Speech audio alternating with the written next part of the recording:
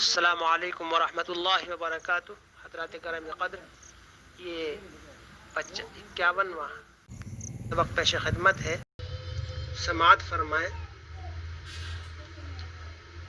عنوان ہے نبی پاک حضرت محمد صلی اللہ علیہ وسلم کا خواب۔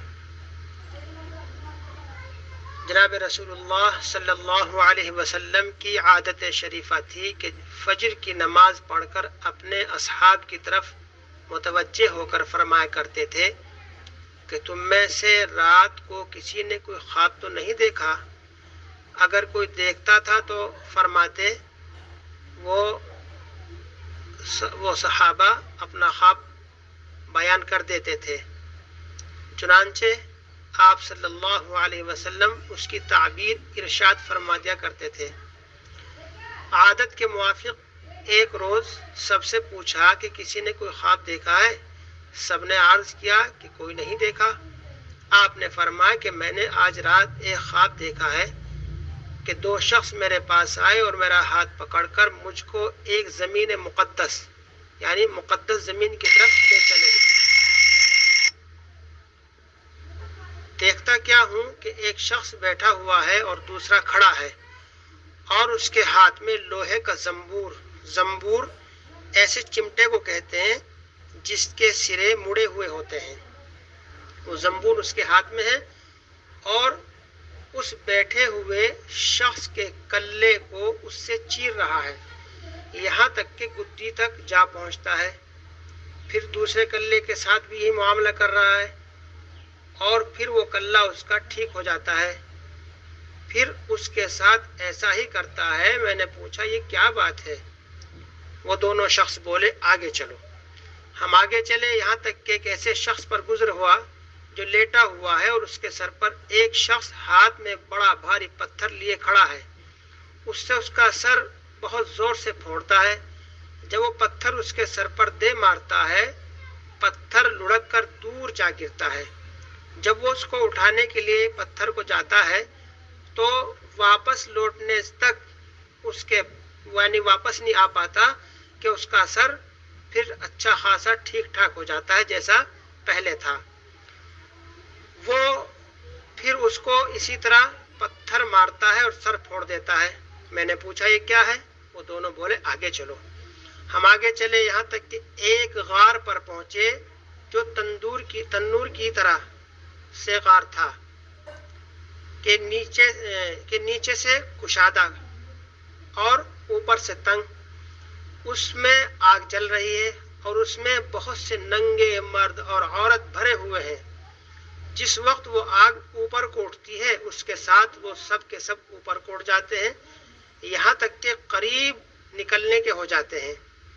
پھر جس وقت وہ آگ نیچے کی طرف جاتی ہے یہ بھی نیچے چلے جاتے ہیں۔ میں نے پوچھا یہ کیا ہے؟ وہ دونوں بولے آگے چلو۔ ہم آگے چلے، یہاں تک کہ ایک خون کی نہر پر پہنچے، اس کے بیچوں بیچ ایک شخص کھڑا ہے اور نہر کے کنارے پر ایک شخص اور کھڑا ہے اور اس کے سامنے بہت سے پتھر پڑے ہیں۔ وہ نہر کے اندر والا شخص نہر کے کنارے کی طرف آتا ہے، جس وقت نکلنا چاہتا ہے کنارے پر کھڑا شخص اس اندر والے کے منہ پر ایک پتھر اتنی زور سے مارتا ہے کہ پھر اپنی پہلی جگہ وہ شخص پہنچ جاتا ہے۔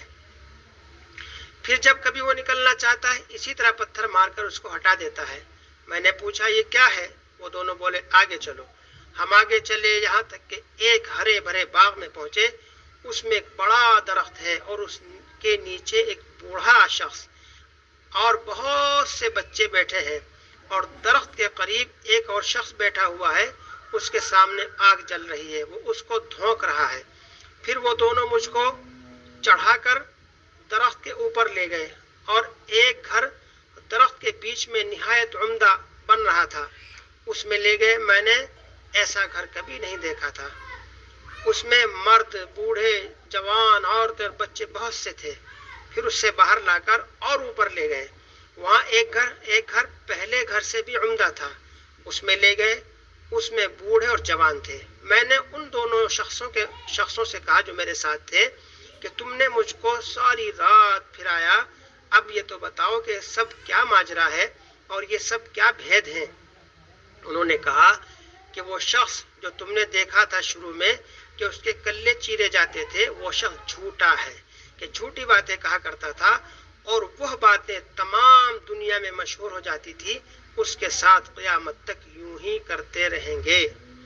اور جس کا سر پھوڑتے ہوئے دیکھا وہ شخص ہے کہ اللہ تعالیٰ نے اس کو علم قرآن دیا، رات کو اس سے غافل ہو کر سوتا رہا اور دن کو اس پر عمل نہ کیا، قیامت تک اس کے ساتھ ہی معاملہ رہے گا۔ اور جن کو تم نے آگ کے غار میں دیکھا وہ زنا کرنے والے مرد اور عورتیں ہیں، اور جن کو خون کی نہر میں دیکھا وہ سود کھانے والا ہے، اور درخت کے نیچے جو بوڑھے شخص تھے وہ حضرت ابراہیم علیہ السلام ہیں، اور ان کے ارد گرد جو بچے دیکھے وہ لوگوں کی نابالغ اولاد ہے۔ اور جو آگ دھونک رہا تھا وہ مالک داروغہ یعنی دوزخ کا داروغہ ہے، اور پہلا گھر جس میں آپ داخل ہوئے وہ عام مسلمانوں کا ہے، اور یہ دوسرا گھر شہیدوں کا ہے، اور میں جبرائیل ہوں اور یہ دوسرے ساتھی میکائیل ہیں۔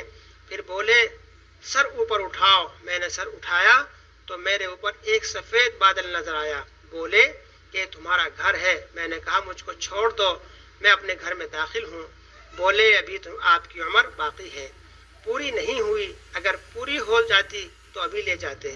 فائدہ، میرے بزرگوں یہ بات معلوم ہونی چاہیے کہ انبیاء کے خواب وحی ہوتے ہیں، یہ تمام واقعات سچے ہیں۔ اس حدیث سے کئی چیزوں کا حال معلوم ہوا، اول جھوٹ کا کہ کیسی سخت سزا ہے، اور آج دیکھ رہے ہیں ہم سوشل میڈیا کو دیکھ لیجئے کہ کس قدر جھوٹ پھیلایا جا رہا ہے، اللہ ہمیں سمجھ عطا فرمائے۔ دوسرے عالم بے عمل، آج عالم دین کا آج جو ہے آپ دیکھ لیجئے کس قدر علماء ہیں، لیکن عمل والے کتنے ہیں یہ غور کرنے کی بات ہے۔ تیسرے زنا کا، زنا کے بارے میں آپ دیکھ رہے ہیں کس قدر عام ہو رہا ہے اور لوگ اس کو برا بھی نہیں سمجھ رہے ہیں۔ چوتھے سود کا، آج دیکھیں کسی سے ادھار لے کر کے پہلا سوال ہوگا کہ اوپر رکھ کر کتنے دو گے۔ اللہ تعالی ہم تمام مسلمانوں تمام انسانوں کو سمجھ عطا فرمائے اور ان گناہوں سے محفوظ رکھے۔